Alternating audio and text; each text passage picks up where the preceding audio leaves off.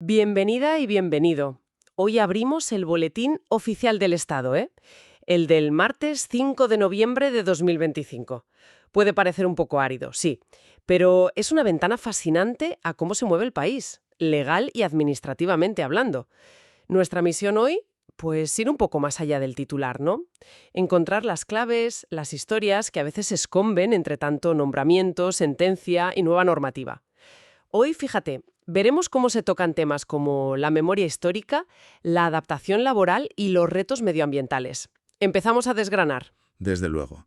El BOE es como el diario de a bordo de la administración, efectivamente. No son solo nombres y números, son decisiones que nos afectan a todos. A la función pública, a los derechos de la gente, al medio ambiente. Hoy, la verdad, vemos un reflejo interesante de cómo la sociedad se va ajustando a nuevas leyes y prioridades. Es curioso verlo así, día a día. Pues venga, entremos en materia con la primera sección, autoridades y personal. Siempre está llena de nombres, pero ¿qué tendencias vemos hoy? Veo, por ejemplo, el nombramiento de Patricia María Reigadas Ramos como maestra de carrera en Cantabria. Mencionan que viene de un proceso para estabilizar empleo temporal. ¿Esto es algo habitual últimamente? Sí, es una tónica bastante constante. Deriva de la Ley 2020-2021 que busca precisamente eso, reducir la temporalidad en el sector público. Vemos procesos muy parecidos en Galicia y en Navarra para profesorado, por ejemplo. Son el resultado final de oposiciones o concursos oposición específicos para esa estabilización. Y bueno, aparte de eso, también están los nombramientos por libre designación, claro, en puestos más directivos como vemos hoy en agricultura o en sanidad. Y en la Fiscalía también, un fiscal en Lleida. Ya. Y veo que en casi todas estas órdenes, resoluciones, se detalla cómo recurrir. Insisten mucho en eso, ¿no? ¿Por qué se repite tanto? Es que es una garantía fundamental del procedimiento administrativo. O sea, es obligatorio informar. Siempre te dicen que puedes poner un recurso de reposición, que es potestativo, tienes un mes y es ante el mismo órgano que dictó el acto, Ajá. o ir directamente al recurso contencioso administrativo. Para eso tienes 2 meses y ya vas al tribunal que corresponda, sea la Audiencia Nacional, el Supremo, el Tribunal Superior de Justicia. Es un recordatorio constante de que las decisiones de la Administración no son palabra final, que están sujetas a control judicial. Es básico. Entendido. Queda claro. Y no solo la administración general, ojo, que la universidad también se mueve. Veo nombramientos de catedráticos en Valencia, Adela Cortijo, Francisco Javier Gracia, enhorabuena a ellos desde aquí, y también convocatorias. Me llama la atención una del Ministerio de Igualdad. Buscan un puesto de apoyo, bueno, un puesto importante, de apoyo a la presidencia de la Autoridad Independiente para la Igualdad de Trato. Y piden de todo, diseño normativo, relaciones institucionales, presupuesto, comunicación y, claro, conocimientos avanzados en igualdad. Vaya perfil. Exacto, esa es una convocatoria típica de libre designación. A diferencia de las oposiciones puras y duras, aquí se busca un perfil muy concreto. A menudo son puestos de confianza o que requieren una especialización muy alta para funciones complejas. Los requisitos tan detallados reflejan precisamente eso. Pasa lo mismo con otra convocatoria que he visto en Transformación Digital, para la Oficina de Conflictos de Intereses. Ahí piden hasta nivel alto de inglés, fíjate. Son puestos clave, estratégicos. Claro. Y mientras tanto, la maquinaria de las oposiciones más, digamos, estándar sigue en marcha en las universidades. Veo cosas de A Coruña y de la Complutense de Madrid, con todo el detalle de los procesos, como echar la solicitud electrónica, los requisitos, las fases de evaluación, los criterios. Incluso mencionan la protección de datos y adaptaciones para personas con necesidades especiales. Muy completo. Así es. Esos documentos muestran la rigurosidad y la transparencia que se exige o se debería exigir en los procesos selectivos universitarios, desde que sale la convocatoria hasta que se evalúa, incluyendo esa defensa pública de proyectos docentes e investigadores. Y como bien apuntas, el movimiento llega hasta lo más local, como esa plaza de responsable de centro cívico en Villanubla, en Valladolid, que también existe. Muy bien, pues dejamos los nombramientos y pasamos a otras disposiciones. Y aquí, mira, encontramos algo con una carga emocional tremenda. El Real Decreto que concede la nacionalidad española a descendientes de brigadistas internacionales. Efectivamente, esto es una aplicación directa de la Ley de Memoria Democrática. Es un acto de reparación histórica, ¿no? Reconoce la lucha de aquellos voluntarios que vinieron a defender a la Segunda República. Y lo significativo es que se concede por carta de naturaleza. Esa es una vía muy excepcional, que el gobierno otorga de forma discrecional cuando aprecia circunstancias especiales. Y además, la propia ley permite que estas personas no tengan que renunciar a su nacionalidad de origen, que no es poco. El anexo es larguísimo, es verdad. Nombres y nombres de hijos, nietos, vienen de Albania, Alemania, Estados Unidos, Italia, Reino Unido, al Otero de México, Losula de Albania, Yanka de Alemania, Kravitz del Reino Unido, Gordon de EU, Caselli de Italia. Es impactante verlo así, negro sobre blanco en el BOE. Sin duda. Conecta un acto administrativo que puede parecer frío con una memoria colectiva muy profunda. Es potente. Totalmente. Y de la memoria histórica saltamos a un embrollo jurídico internacional bastante curioso. Una disputa entre un notario y un registrador de la propiedad sobre una donación de unas fincas aquí en España hecha por ciudadanos belgas que viven en Bélgica. El lío está en si la donación era entre vivos o por causa de muerte. ¿Por qué es tan importante esa diferencia? Pues porque determina qué ley se aplica, ni más ni menos. Simplificando mucho, si es intervivos, para lo que es la propiedad en sí, suele regir la ley del lugar donde está la finca, o sea, España, Lex Rei Sitte. Y para lo contractual, quizás el Reglamento Europeo Roma I. Pero si se considera mortis causa, entonces entraría en juego la ley de la nacionalidad o la residencia habitual del que la hace, del causante. En este caso, sería la ley belga.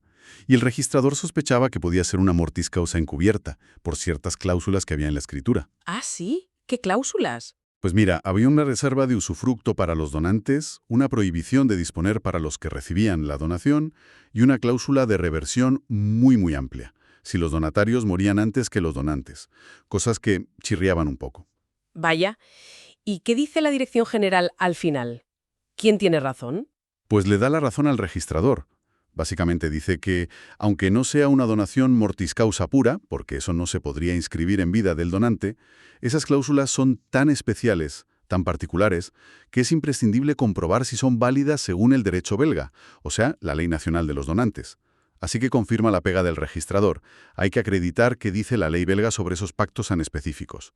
Es un buen ejemplo de las complejidades del derecho internacional privado en el día a día de un registro de la propiedad. No es tan sencillo. Vaya tela. Parece que comprar o donar propiedades con elemento internacional tiene sus vericuetos legales, ¿sí? Y otro caso interesante de cruce de normativas, una reparcelación urbanística que afecta a una empresa que está en concurso de acreedores y además ya en fase de liquidación. El registrador frena la inscripción. ¿Por qué? Si la reparcelación es algo urbanístico. Le daban dinero, una compensación en metálico. Y resulta que esa compensación en dinero no estaba prevista en el plan de liquidación que había aprobado el juez del concurso. El plan decía que los bienes se venderían o se darían en pago, pero no hablaba de recibir dinero de una reparcelación. Entonces, aunque la reparcelación sea un acto administrativo, digamos forzoso, la Dirección General confirma la decisión del registrador. Argumenta que como afecta al patrimonio de una empresa en liquidación y se aparta de lo que decía el plan aprobado por el juez, pues se necesita una autorización específica del juez del concurso. Hay que asegurar que no se perjudica a los acreedores. Entiendo. O sea que ni siquiera un proceso urbanístico se libra del control judicial si hay un concurso de acreedores por medio. Tiene lógica. Exacto. La prioridad es proteger la masa concursal, el conjunto de bienes que quedan para pagar a los acreedores. La resolución también aprovecha para recordar algo importante, la conveniencia de inscribir el propio plan de liquidación en el registro. Así todo el mundo sabe qué se puede hacer y qué no con los bienes de esa empresa en concurso. Muy bien, apuntado. Y para cerrar este bloque, algo más directo. Defensa actualiza la zona de seguridad de la base aérea de Morón, en Sevilla. Le ponen nuevas coordenadas UTM y recuerdan las limitaciones que eso implica en los alrededores para construir o hacer ciertas actividades. Sí, eso es un acto administrativo bastante habitual, necesario para garantizar la seguridad de instalaciones que son estratégicas, claro. Y bueno, actualizan una normativa que era ya de 2008, así que tocaba ponerla al día. Regulan las relaciones laborales para colectivos enteros. Hay varios acuerdos de modificación de convenios colectivos y me llama la atención, la verdad, el foco que ponen algunos en la igualdad LGTBI+. Por ejemplo, la empresa Acteco Productos y Servicios firma un plan LGTBI con los sindicatos. Sí, esto es reflejo directo de la Ley 4/2023, la conocida como Ley Trans y LGTBI. Esta ley obliga a las empresas de más de 50 trabajadores a negociar medidas específicas en esta materia. Lo que vemos en este convenio de Acteco es precisamente la aplicación práctica de esa obligación. ¿Y qué tipo de medidas incluye? Pues varias cosas. Desde usar lenguaje neutro en las ofertas de empleo, a dar formación específica sobre diversidad del LGTBI+, pasando por acciones de sensibilización.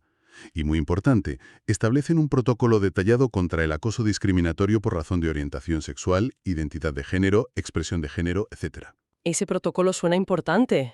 ¿Qué incluye exactamente? Pues define qué se considera acoso discriminatorio en este contexto, da ejemplos concretos que pueden ir desde comentarios ofensivos hasta el aislamiento social deliberado, establece un procedimiento confidencial para que cualquiera pueda denunciar si sufre o presencia algo así, crea una comisión de investigación para analizar los casos, garantizando la objetividad, y también, ojo, la presunción de inocencia de la persona acusada mientras se investiga, y prevé posibles sanciones si se confirma el acoso. Busca sobre todo crear una cultura preventiva en la empresa. Entiendo. También definen conceptos como la discriminación por asociación, que es algo interesante. Discriminar a alguien no por ser LGTBI+, sino por relacionarse o defender a personas LGTBI+. Es un paso importante para concretar la ley en el día a día laboral, ¿no? Y veo que otra empresa también introduce medidas similares en su convenio. Lenguaje inclusivo, formación, protocolo antiacoso. Además, actualizan otras cosas, como la compensación por hacer guardias o la tipificación de faltas laborales, incluyendo el acoso laboral o sexual y el acoso por LGTBI-fobia como faltas muy graves. Exacto. Muestra cómo estas nuevas obligaciones legales se van integrando poco a poco en la negociación colectiva, ya sea a nivel de sector o, como en estos casos, a nivel de empresa. Es un proceso que está en marcha. Y hablando de integración de novedades, el Convenio Estatal de Agencias de Viajes parece una reforma completa. Vaya tochazo. ¿Qué destacarías de aquí? Porque hay muchísimo. Sí. Este es realmente exhaustivo. Se nota que han intentado ponerse al día con un montón de normativas recientes. Por ejemplo, fíjate, regula el teletrabajo de forma muy detallada. ¿Ah, sí? ¿Qué dice del teletrabajo? Pues exige un acuerdo individual por escrito, establece una compensación de gastos, que la integran en un nuevo plus mixto de transporte-teletrabajo, regula el horario, el control empresarial, la prevención de riesgos laborales específica para el trabajo a distancia, incluyendo la posibilidad de que la empresa visite el domicilio, pero siempre con permiso del trabajador, claro. Ajá. Y muy importante, regula expresamente el derecho a la desconexión digital. Obliga a las empresas a tener una política interna sobre esto. Conexión es clave hoy en día, sí. ¿Qué más novedades trae el convenio? Pues actualiza y amplía bastante los permisos para conciliación. Dan 16 días por matrimonio o pareja de hecho, mejoran los permisos por cuidado de familiares y crean uno nuevo de 4 días al año, fraccionables por horas, para atender asuntos familiares urgentes e imprevisibles por fuerza mayor. 4 días por fuerza mayor, familiar. Interesante. Sí, también revisa las excedencias y las reducciones de jornada. Y ojo, crea un nuevo sistema de clasificación profesional por grupos y niveles y un sistema de progresión dentro de esos niveles que se basa en parte en el tiempo de permanencia y en parte en hacer formación obligatoria. Formación obligatoria para poder progresar. Eso es. Y además, como complemento, implementan una evaluación del desempeño, la famosa EVD. Es un sistema para valorar las competencias de cada trabajador y el resultado puede influir también en la progresión. Es un modelo que busca ser objetivo, pero bueno, como el propio convenio reconoce, puede generar discrepancias. Por eso establecen un mecanismo para resolverlas en la comisión paritaria del convenio. Suena complejo de implementar, ¿no? ¿Y en salarios? ¿Qué hay de nuevo? ¿Suben? Fijan las tablas salariales para 2025 con ese plus de transporte-teletrabajo que mencionamos antes, que son unos 129 euros al mes. También hay pluses por saber idiomas o por hacer funciones de un nivel superior. Y un detalle importante sobre la absorción y compensación. ¿Qué pasa con eso? Pues que, aunque mantienen la cláusula general que permite absorber subidas con otros complementos, para el año 2025 ponen un límite. El incremento salarial pactado, que es de un 3%, no podrá ser absorbido ni compensado para aquellos trabajadores que cobren menos de 24.200 euros brutos al año. Es una medida para proteger los salarios más bajos del sector. Ah, pues mira, interesante esa protección específica para 2025. Parece un convenio muy completo, la verdad. Aborda desde la igualdad LGTBI+, el teletrabajo, la conciliación, La progresión profesional, los salarios. ¿Se han puesto las pilas? Sin duda. Es un buen ejemplo de cómo un sector entero intenta adaptarse a la vez a la legislación más reciente y a las demandas sociales actuales. Un esfuerzo notable de actualización. Muy bien, pues dejamos el mundo laboral y nos vamos al medio ambiente. Tenemos 2 resoluciones de impacto ambiental hoy y con resultados totalmente opuestos. Empezamos con las malas noticias. El parque eólico Comendador, en Burgos, recibe una declaración de impacto ambiental desfavorable. ¿Por qué? ¿Tan malo era? Pues parece que sí, según los informes técnicos. Sobre todo los de la Junta de Castilla y León y los de la Subdirección General de Biodiversidad del Ministerio. La conclusión es que tendría un impacto severo, crítico e incluso irreversible sobre aves protegidas. Y no unas cualquiera. Mencionan específicamente el águila imperial ibérica y el milano real, que están ambas en peligro de extinción. Y además otras rapaces, aves esteparias y también sobre los murciélagos. Pero ¿no proponían medidas correctoras? Siempre proponen algo. Sí, el promotor propuso reducir el número de molinos y soterrar las líneas eléctricas, lo típico. Pero los organismos ambientales consideraron que no era suficiente para paliar un impacto tan grave. Además, tuvieron muy en cuenta el efecto acumulativo. Resulta que esa zona ya tiene muchas infraestructuras renovables y este nuevo parque fragmentaría aún más el hábitat y cortaría corredores de vuelo importantes. Es el clásico conflicto, ¿no?, entre el necesario desarrollo de energías renovables y la conservación de la biodiversidad en zonas que son especialmente sensibles. La decisión, al ser desfavorable, impide que se autorice el proyecto tan como estaba planteado. Entendido. Un no bastante rotundo entonces. Pero luego tenemos un sí, aunque sea condicionado, para 3 sistemas de almacenamiento de energía con baterías. Los llaman BESS, por las siglas en inglés, Battery Energy Storage Systems, también en Burgos. Y en este caso el órgano ambiental dice que no hace falta la evaluación ambiental ordinaria, la larga. ¿Cuál es la diferencia clave aquí? Pues la clave parece ser el dónde se ubican y el cómo.